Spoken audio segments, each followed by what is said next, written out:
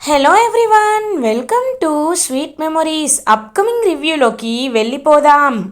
Jagadhatri and Kedar Kaushiki బాబుని వెతికే ప్రాసెస్లో ఒక బలమైన క్లూని పట్టుకుంటారు. బెగ్గర్స్ వెళ్తున్న వాళ్ళ చేతిలో ఉన్న బాబులు మారుతూ ఉండడంతో ఖచ్చితంగా ఈ దొంగల ముఠా పనే అయ్యుంటుంది అని వాళ్ళ ఇంటిని వెతుక్కొని వెళతారనమాట. ఆ గ్యాంగ్ వాళ్ళ ఇంటికి జగదాత్రి అండ్ కేదార్ అక్కడే ఉన్న ఒక ఆంటీ, ఏయ్ ఎవరు మీరు వెతుకుతున్న వాళ్ళు ఇక్కడ లేరు అని కవర్ చేస్తూ ఉంటుంది ఆ ముఠా లీడర్. ఇంకా వెంటనే జగదాత్రి ఆ ఆంటీ గొంతు పట్టుకుంటుంది. కేదార్, మీరు లోపలికి వెళ్ళి చూడండి అని మొత్తం హౌస్ అంతా సర్చ్ చేస్తూ ఉంటారు. ఇంకా అక్కడ చాలామంది బెగ్గర్స్, వాళ్ళ దగ్గరికి వచ్చిన చాలామంది పసి పిల్లలు ఉంటారు. వాళ్ళందరినీ చూసి ఒక్కసారిగా కేదార్, రమ్య, కిరణ్ షాక్ అయిపోతారు. జడి అని పిలుస్తారు. వెంటనే రమ్య ఆ పెద్దావిడిని పట్టుకునేసరికి జేడి లోపలికి వెళ్ళి చూస్తుంది. అక్కడ చాలామంది బెగ్గర్స్ ఉండేసరికి వెంటనే గన్ తీసుకొని బయటికి వచ్చి ఆవిడ పాయింట్ బ్లాంక్లో ఎవరైతే యువరాజ్ బాబుని అప్పచెప్పాడో కల్పన అనే ఒక ఆవిడ పాయింట్ బ్లాంక్లో గన్ పెడుతుంది. జేడి, ఏయ్ చెప్పు, నిజం చెప్పు, ఏం చేస్తావు నువ్వు అని గట్టిగా అడుగుతుంది జేడి. వద్దు, నన్ను చంపొద్దు, చెప్తాను. మేము అక్కడక్కడ దొంగతనాలు చేస్తూ పిల్లల్ని ఎవరైనా ఇచ్చేస్తుంటే తీసుకుంటూ ఆ పిల్లలతో రోడ్డు సైడ్న బెగ్గింగ్ చేస్తూ ఉంటాం.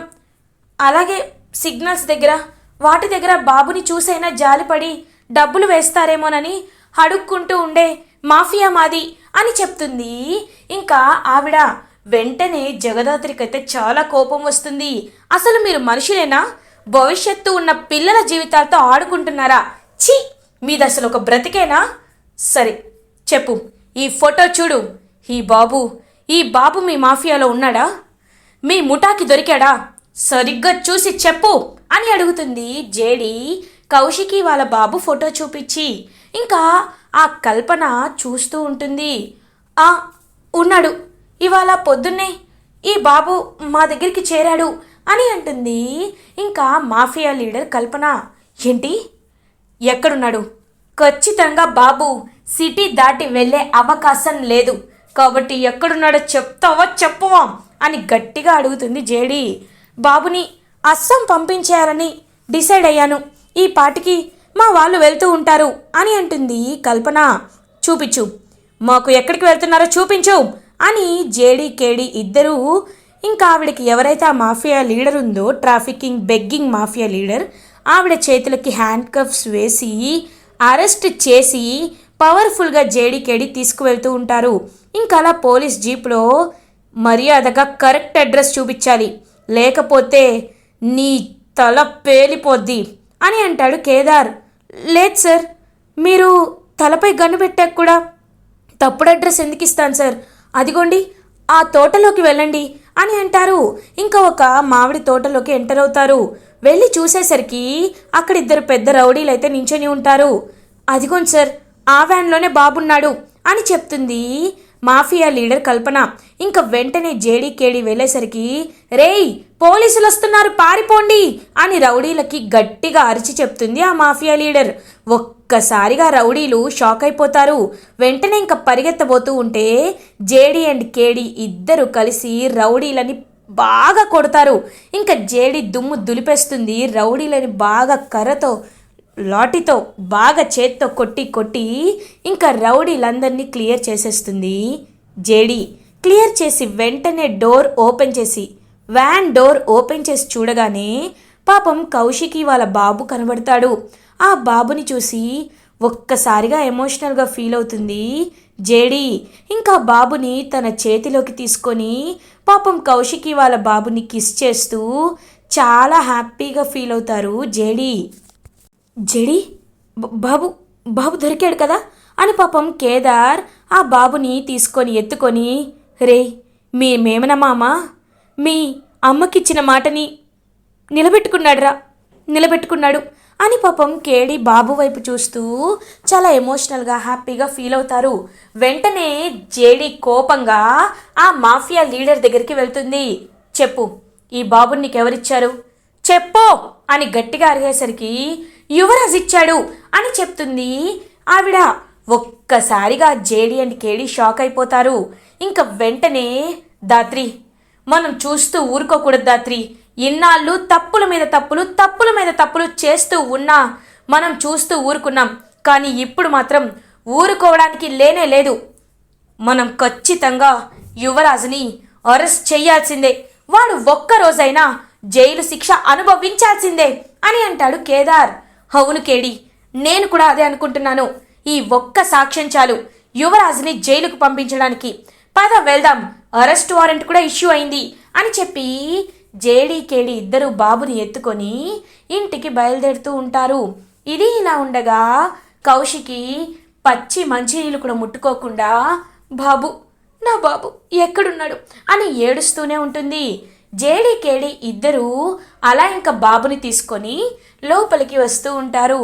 కౌశికి తన బిడ్డని చూసి చాలా హ్యాపీగా ఎమోషనల్గా ఫీల్ అవుతుంది. బాబు అని పాపం వాళ్ళని వచ్చి ఆ బాబుని తన చేతిలోకి తీసుకొని బాబుని చూస్తూ ప్రేమగా, నువ్వు లేకపోతే ఎంత కంగారు పడిపోయానో తెలుసా? ఇవాళ నువ్వు దొరకకపోతే నా ప్రాణమే పోయేది. థ్యాంక్ యూ జేడి, కేడి, మీరు నాకు ఏమవుతారో తెలీదు, మన మధ్యలో ఏ సంబంధం ఉందో తెలీదు. కానీ నాకు ఎప్పుడు కష్టం వచ్చినా మీరు నాకు హెల్ప్ చేస్తూనే ఉన్నారు. Thank you JD, thank you so much KD అని పాపం ఇద్దరికీ నమస్కారం పెడుతూ ఉంటారు కౌశికి. అయ్యో మేడం, మీరు మాకు అభిమానం చూపిస్తే చాలు. మీరు ది గ్రేట్ రిపోర్టర్. మీరు చూపించిన వెలుగు నిజాల వల్లే చాలామంది మాకు చేతికి దొరికారు. చాలామంది క్రిమినల్స్ని పట్టుకోవడానికి మీరు మాకు హెల్ప్ చేశారు. అయినా జగదాత్రి కేదార్లు కంప్లైంట్ ఇవ్వడం వల్లే మేము కూడా ఈ వర్క్ని ఫాస్ట్ చేశాం. ఇంకా వెంటనే వైజయంతి, అవునవును, దెయ్యాల్లాగా వాళ్ళే బాబుని ఎత్తుకెళ్ళి దేవతల్లాగా కంప్లైంట్ ఇచ్చి బాబుని వెనక్కి రప్పించారు. వాళ్ళ ఏషాలు ఎవరికి తెలీదు అని అంటుంది వైజయంతి. వైజయంతి అని సుధాకర్ వైజయంతి చెంప మీద కొడతాడు. ఇంకొకసారి జగదాత్రి కేదార్ల గురించి ఒక్క మాట అన్నా ప్రాణం తీస్తాను. జేడి, కేడి, చెప్పండమ్మా, అసలు ఈ కిడ్నాప్ ఎలా జరిగింది? బాబు ఎలా మిస్ అయ్యాడు? దీని వెనుక ఉన్నది ఎవరో మేము తెలుసుకోవాలి, చెప్పండమ్మా అని అడుగుతారు సుధాకర్. అంటే సార్ అది అని పాపం జేడి తడబడుతూ ఉంటుంది. జేడి, ఎంత పెద్దవాళ్ళైనా వాళ్ళు జైల్లో ఉండాల్సిందే. చెప్పండి చెప్పండి ప్లీజ్ అని అడుగుతుంది కౌశికి. బాబు కిడ్నాప్కి వెనుకున్న కారణం యువరాజ్ అని చెప్తుంది జేడి. ఒక్కసారిగా సుధాకర్, కౌశికి, వైజయంతి, నిషిక అందరూ షాక్లో ఉంటారు. వెంటనే వైజయంతి, ఏందమ్మీ నీకు ఎలా కనబడుతున్నాడు మా యువరాజ్? ఎలాంటి సాక్ష్యాలు లేకుండా యువరాజ్ చేశాడని చెప్తే మేము ఎలా ఒప్పుకునేది? అయినా యువరాజ్కి ఏమవసరం?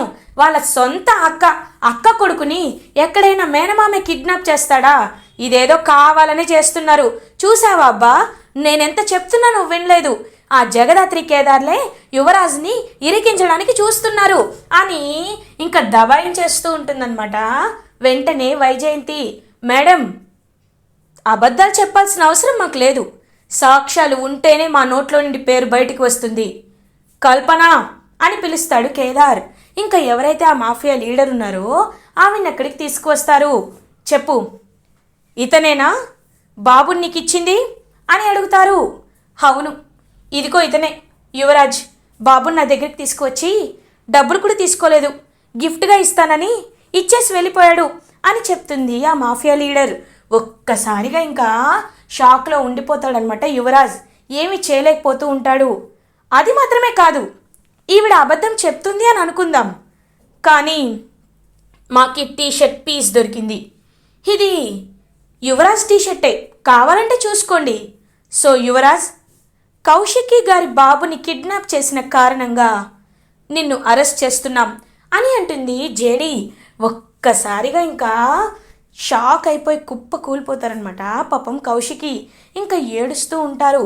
అప్పుడే యువరాజ్ని హ్యాండ్ కఫ్స్ వేసి జేడి అండ్ కేడి ఇద్దరు అరెస్ట్ చేసి తీసుకువెళ్తూ ఉంటారు. సుధాకర్, ఆగండి అని అంటారు. వెంటనే యువరాజ్ వెనక్కి వచ్చి, నాన్న నాకు తెలుసు నువ్వు నన్ను కాపాడతావని తెలుసు, నాన్న నన్ను అరెస్ట్ చేయొద్దని చెప్పండి నాన్న, చెప్పండి నాన్న అని అడిగేసరికి యువరాజ్ చెంప మీద కొడతారు సుధాకర్. ఒక్కసారిగా అందరూ షాక్ అయిపోతారు. ఎలా పుట్టావురా నా కొడుగ్గా నువ్వు? నిన్ను చూస్తుంటే అసహ్యం వేస్తుంది. చూస్తున్నావు కదా, చిన్నప్పటి నుండి చూస్తున్నావు కదా కౌశికి అడుగుజాలల్లోనే పెరిగావు కదరా. అలాంటిది పాఠాలు చెప్పిన గురువునే వెన్నుపోటు పొడిచేలాంటి ఇంత నీచానికి దిగజారి ఆస్తి కోసం ఏదైనా చేస్తావురా? ఛీ, నువ్వసలు మనిషివేనా అని గట్టిగా ఇంకా వార్నింగ్ ఇస్తూ తిడుతూ ఉంటారు సుధాకర్. బావా ఎందుకు అలా అంటున్నావు? మన అబ్బోడి మీద వీళ్ళందరూ ఆడు తప్పులు చేశాడు కరెక్టే, కానీ వాడు మన కొడుకు బావా, కాబట్టి వాడిని నువ్వే విడిపించాలి అని అంటుంది వైజయంతి. ఏయ్, చంపేస్తా ఇంకొకసారి నీ నోట్లో నుండి మాట వస్తే. ఏంటి, వాడు మన కన్న కొడుకా కాబట్టి నేను కాపాడాలా? అంటే కన్న తీపి నీకు మాత్రమే ఉంటుందా? తల్లి కొడుకుల బంధం నీకు మాత్రమే ఉంటుందా? ఏ కౌశికి మనిషి కాదా? తను ఒక బిడ్డకి జన్మనిచ్చి మీ మధ్యలో ఎలా అయితే తల్లి కొడుకుల బంధం ఉంటుందో కౌశికి వాళ్ళ బిడ్డకు కూడా అలానే ఉంటుంది కదా. మరి ఆ బంధాన్ని వేరు చేస్తానంటున్న వీడికి ఎలాంటి శిక్ష పడాలి? గట్టి శిక్ష పడాలి కదా. చూడు వైజయంతి, ఏ విషయంలో నువ్వు యువరాజ్ని సమర్థించినా నేను ఊరుకున్నాను, కానీ ఈ విషయంలో కూడా నువ్వు సమర్థించాలనుకుంటే మాత్రం నీ మీద కూడా నేను పోలీస్ కంప్లైంట్ ఇస్తాను. నీ మీద కూడా నాకు డౌట్గా ఉంది. వీడు ఒక్కడే ఈ పని చేశాడంటే నేను నమ్మలేను. మీరందరూ కలిసే చేశారని కంప్లైంట్ ఇస్తే వీడితో పాటు నువ్వు కూడా జైలుకు వెళ్తావా అని అడుగుతారు సుధాకర్.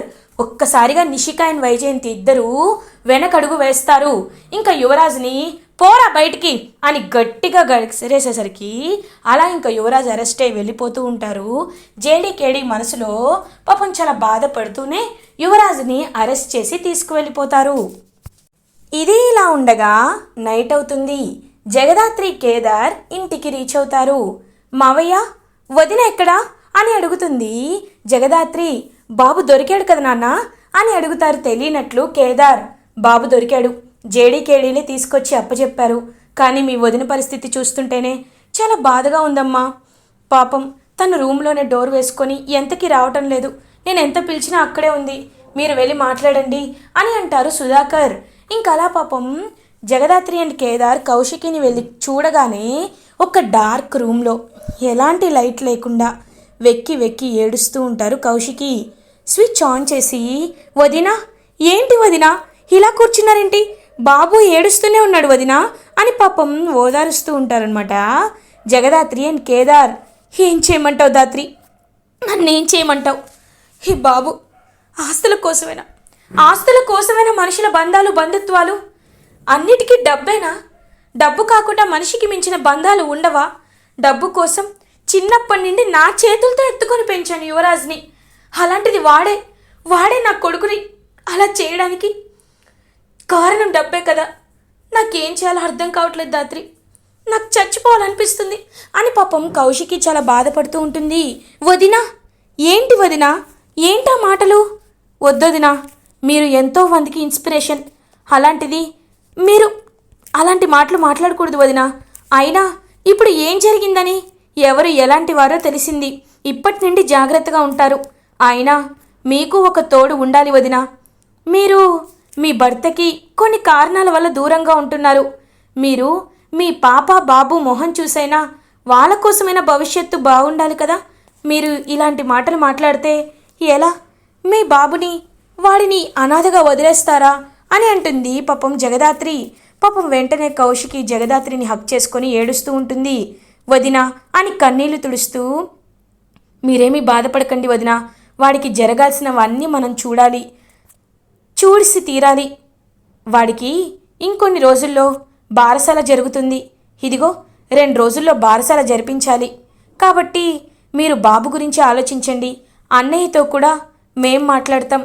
మీకు ఏం జరిగినా పక్కన ఉండి ధైర్యం చెప్పడానికి అన్నయ్య కావాలి కదా వదినా. బారసాలకి అన్నయ్యని కూడా పిలుద్దాం వదినా. మీరు ఈ ఒక్కసారికి నా మాట వినండి, రండి నిద్రపోండి అని చెప్పి పాపం ఇంక ప్రేమగా నిద్రపుచ్చుతూ ఉంటారు కౌశికిని బాబుని. ఇదంతా ఇంకా దూరం నుండి చూస్తూ ఉంటారు వైజయంతి అండ్ నిషిక. చూసావా అమ్మి, అబ్బోడు జైల్లో ఉన్నాడని ఇంత కూడా బాధ లేదు, వీళ్ళకి మృగాల్లాగా ఆలోచిస్తున్నారు అని అంటుంది వైజయంతి. రేపు వెళ్ళి యువరాజుని కలిసి మాట్లాడదాం అత్తయ్య అని ఏడుస్తూ ఉంటుంది నిషిక. ఇది ఇలా ఉండగా మార్నింగ్ అవుతుంది. కౌశికి వాళ్ళ బాబుని హాల్లోకి తీసుకువస్తారు జగదాత్రి అండ్ కేదార్. ఏమ్మా, నీకు ఇంకొక 2 రోజుల్లో బారసాలు జరగబోతుంది, రా స్నానం చేస్తూ అని చెప్పి ఇంకలా స్నానం చేపిస్తూ ఉంటారు కౌశికి వాళ్ళ బాబుకి. పాపం కౌశికి అలా ప్రేమగా చూస్తూ ఉంటుంది. సుధాకర్ కూడా అలా పాపం వాళ్ళ వైపు ప్రేమగా చూస్తూ ఉంటాడు. దాత్రి, కేదార్, మీరు లేకపోతే ఈ కుటుంబం ఏమైపోతుందా అని అనిపిస్తుంది అప్పుడప్పుడు. చాలా చాలా థ్యాంక్స్ అని అంటారు సుధాకర్. మావయ్య, మనలో మనకి థ్యాంక్స్ ఏంటి మావయ్య, మీరు పెద్ద పెద్ద మాటలు మాట్లాడకండి.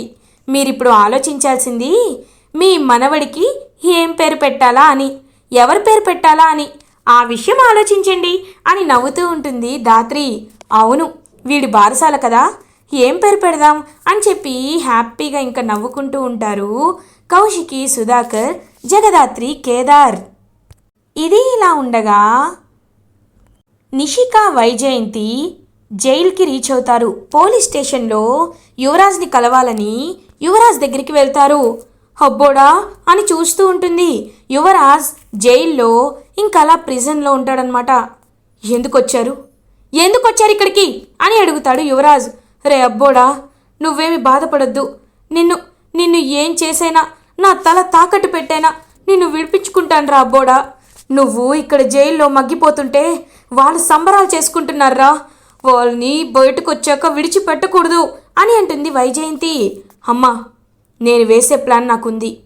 వాడికి బారసాల జరిపిస్తారు కదా, ఆ లోపు నేను బయటికి వచ్చేస్తాను. నా ప్లాన్ ఏంటి అనేది మీరు కూడా ఊహించలేరు. అలాంటి ట్విస్ట్ ఇస్తా. ఏ చేత్తో అయితే ఆ జగదాత్రి కేదార్ వల్ల నేను నాన్న చేతిలోండి బయటకి గెంటేయబడ్డానో అదే చేత్తో లోపలికి రమ్మనేలా నేను చేసుకుంటాను. ఈ విషయంలో మీరు కూడా ఏమి తేలినట్టు ఉండండి, సరేనా? ఇకపై ఆస్తి కోసం మాత్రమే కాదు, ఈ యువరాజ్ 2.0 అంటే ఏంటో చూపిస్తా, ఖచ్చితంగా చూపిస్తా అని యువరాజ్ కోపంతో రగిలిపోతూ ఉంటాడు. ఇలా ఎపిసోడ్ ఎండ్ అవుతుంది. ఫర్దర్ ఎపిసోడ్ రివ్యూస్ ముందుగా మీకు కావాలి అనుకుంటే మా ఛానల్ని సబ్స్క్రైబ్ చేసుకోండి. Thanks for watching.